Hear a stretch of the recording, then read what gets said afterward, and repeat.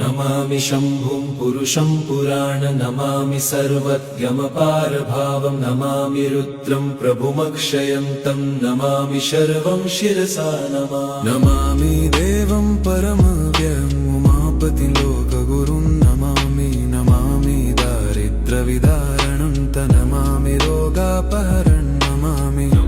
कल्याणमचिन्त्यरूपं नमामि विश्वोत्थबीजरूपं नमामि विश्वस्थितिकारणं नमामि संहारकरं नमामि गौरीप्रियमव्ययं तं नमामि नित्यं क्षरमक्षरं तं नमामि चिद्रूपममेयभावं त्रिलोचनं तं शिरसा नमामि कारुण्यकरं भवस्य भयङ्करं वापि सदा नमामि